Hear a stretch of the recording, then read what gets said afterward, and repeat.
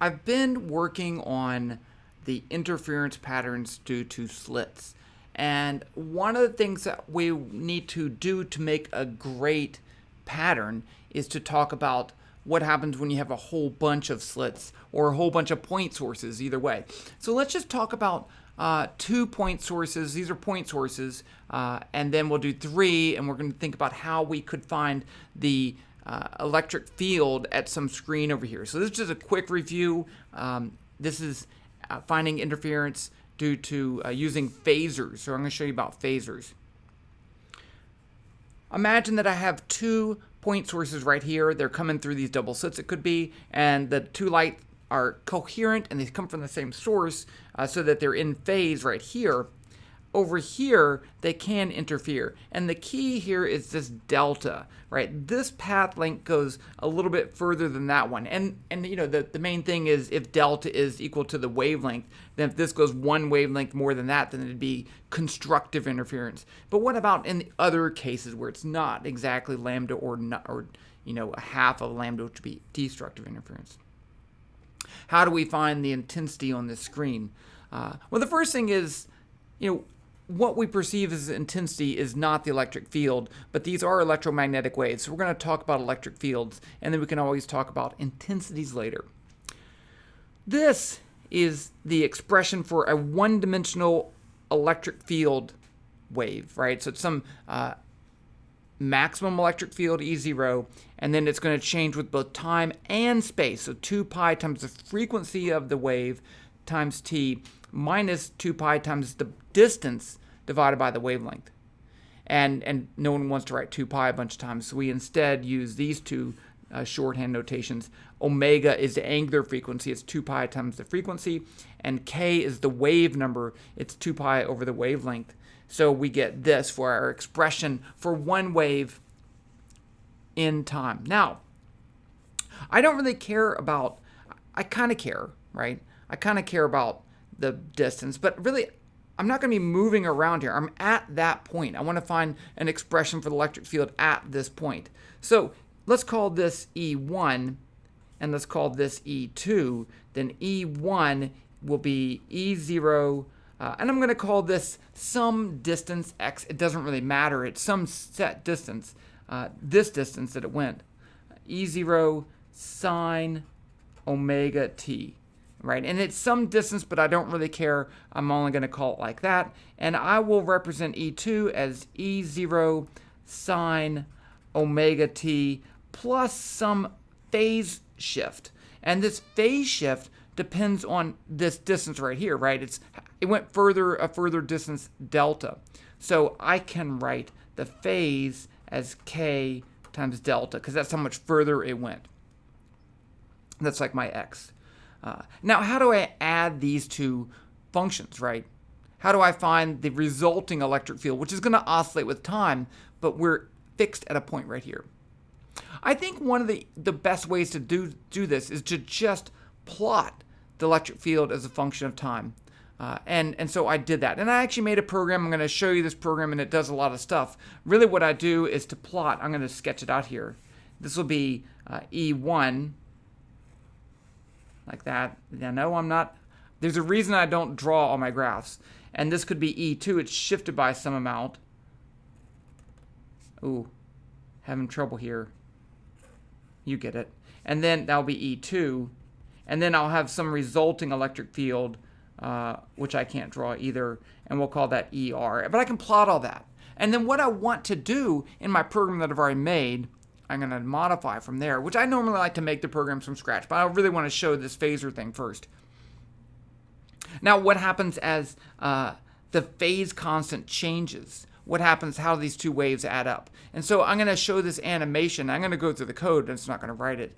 What happens to this phase, this resultant electric field as a function of the change in the phase?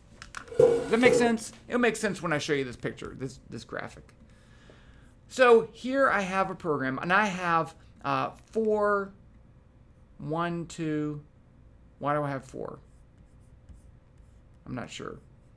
I don't remember what I did already. Okay, let's just go over the main parameters right here. I have the wavelength, I made it light, and then I made it so that I could see stuff. So I changed the frequency. It's not, I don't even need the speed light because I lied, right? The wavelength I made realistic, but the frequency I made unrealistic just so we can animate it. There's my omega wave number. That's the distance between slits. Doesn't really matter. None of this matters. Delta does matter, right? Delta is my difference in path lengths. I'm going to need to animate it with time and space.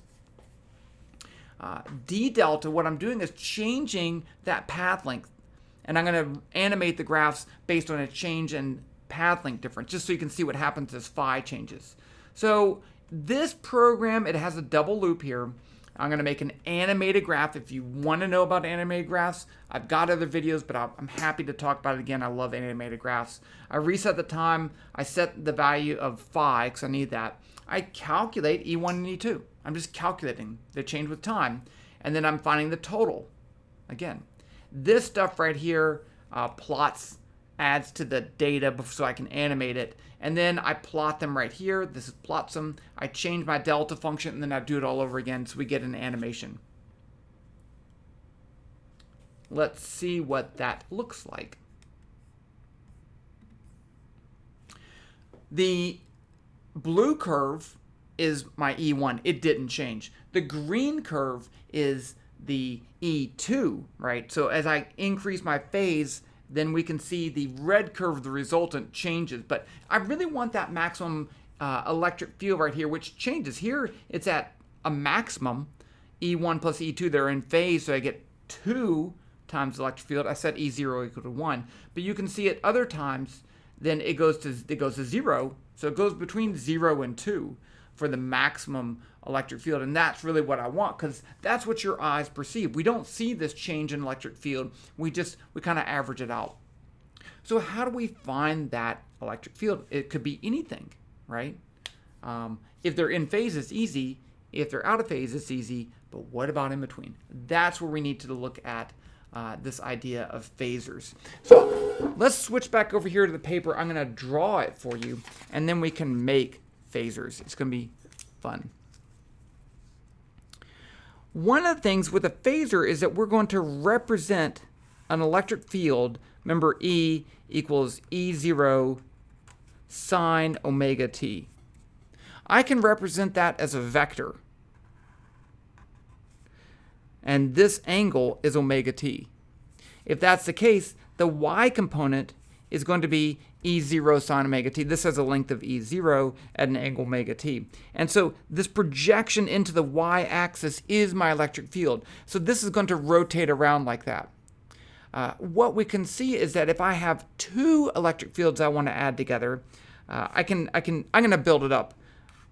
I can take E1 as a vector, E2 as a vector, and then the resultant is going to be this vector. But the whole thing's still rotating around, and I still get the y component right there. So I want to just make one electric field, add another one out of phase. I could put it right here, and then I'm going to move it over here so they're connected end to end. And I want to make it in WebVPython because I think that will be fun. And having fun is the most important thing. So let's just make one rotating electric field vector. I'm going to go back over here to the computer. I am going to write a new program.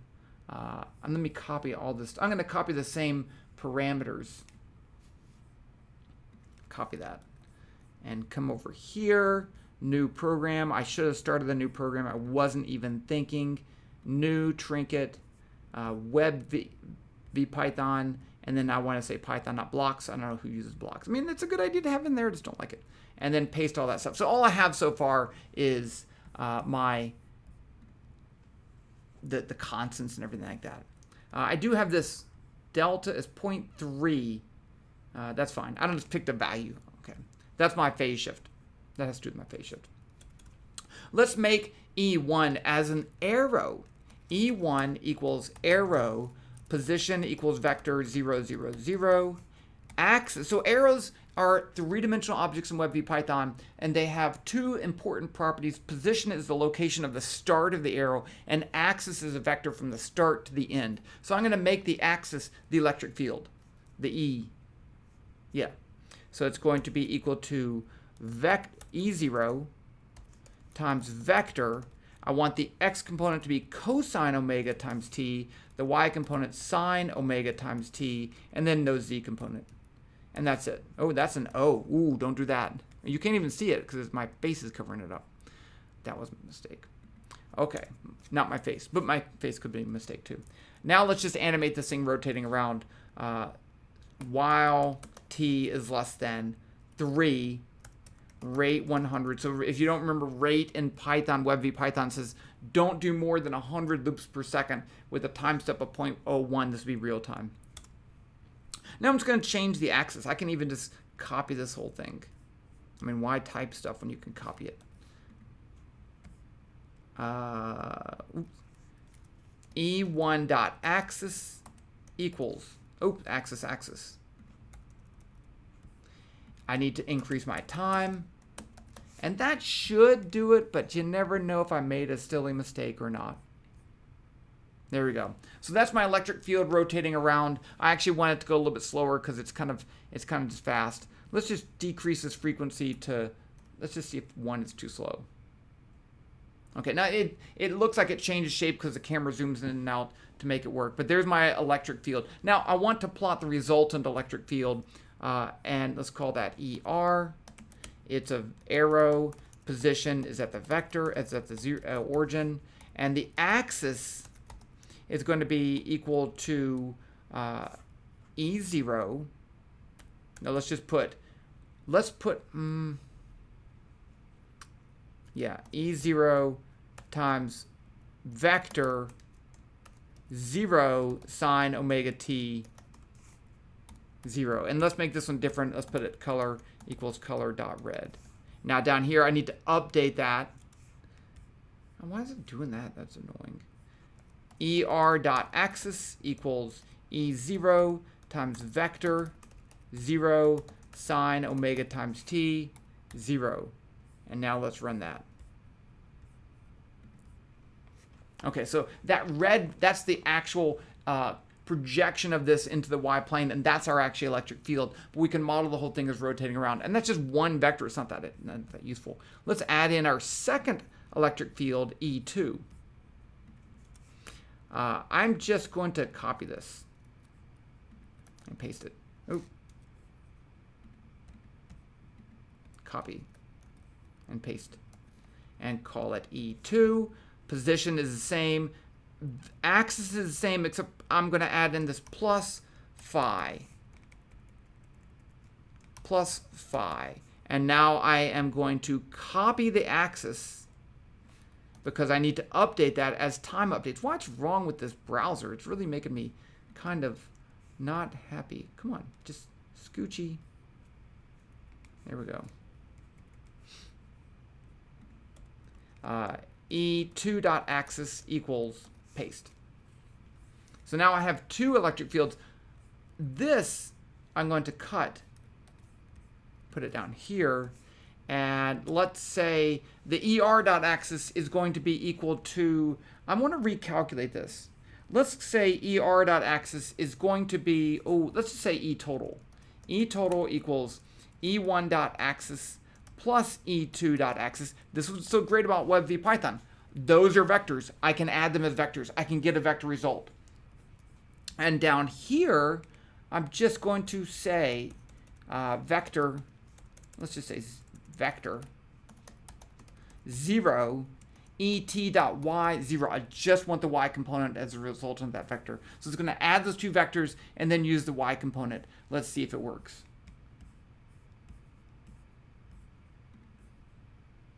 So you see the two vectors are out of phase, and we get a resulting vector that changes in length.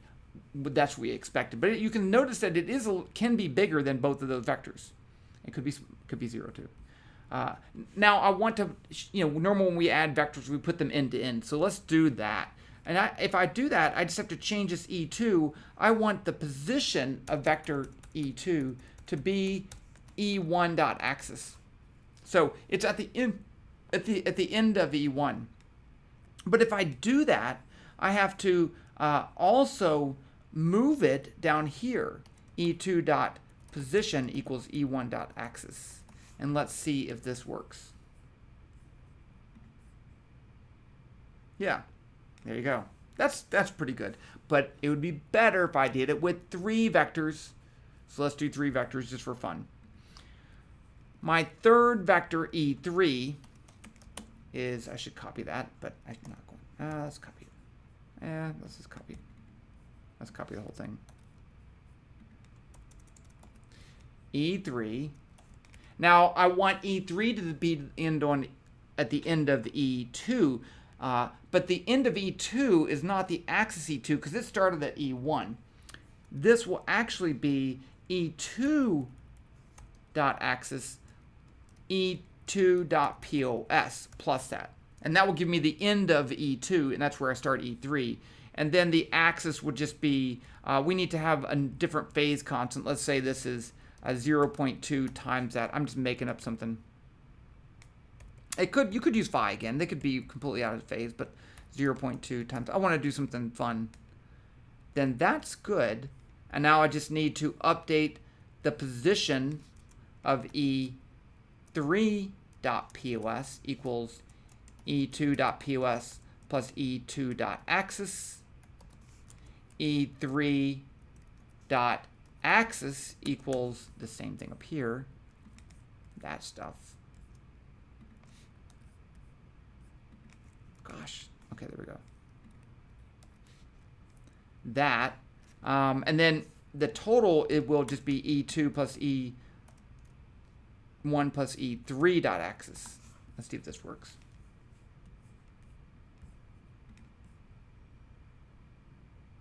You'll notice that at every point, the y component of the end of that is the same as the y component of the resultant. So this does indeed work. If you want, we could plot the y component electric field as a function of time to show you that it all works. But I think it's good. I think it's good now. And the nice thing here is I can use this to take any number of point sources. If I know their phase shift, I can find the net electric field on the screen. And then if I square that, that's the intensity. And that's really what I want, right? Because I don't even care about the up and down. I just want the maximum. So how can we find the maximum?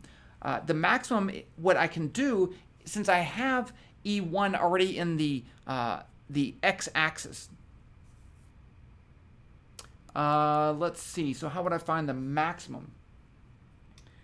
I would actually have to have the projection into where would the maximum be? I need the maximum. Here's what I need to do. Let me switch over to the paper because I'm thinking out loud here and I think I made a mistake, but it's fine. So suppose I have a bunch of vectors and they're added together and they're oscillating around. Well, this E1 starts in the x direction because sine omega t looks like that at t equals 0. Then I add in this next vector, and this is a phase constant phi, so that angle's phi. With that, I can find this. Now, what's the magnitude, the maximum magnitude of this? It will actually be the projection down here into the x-axis because of the way I've drawn it, right? Because once this thing rotates up here, it will be the maximum. No, it'll be the magnitude of that. It'll be the magnitude of that. So I can say E resultant vector is E1 plus E2. And if I want, and then the magnitude of that, ER magnitude would be just the magnitude. That would be my E0, ER0. I think that's how it would work. Yeah, because once this whole thing rotates, that's the maximum position would be. And that's what I want because I'm not going to see these oscillations up and down. So if I take these vectors and I know their phase shift, I can add them together. Now, what I do want also is this angle beta. And I don't really need that anyway, because if I add another vector on here, I want to be able to add vectors successively. It doesn't matter. Once I get this ER and this is E3, I can just add them as vectors and I get now that. And that's all I care about. And then I can find the magnitude. This is really nice because I need this to be able to make the intensity patterns on a screen because we'll deal with a whole bunch of point sources. But that's how you deal with phasors, and I think I'll go ahead and stop there, and we're going to use those phasors in another video. I'm going to use them. The nice thing about this is that some books do this, some textbooks show you this, but they only do it for simple cases because you can't rotate these, you can't calculate these for every single situation. But we can in Python, because once we tell Python how to do it, we can do it for any number of things, and that's what makes it so great. Okay, so we'll pick up here later, but I wanted to get you started on this phasor notation.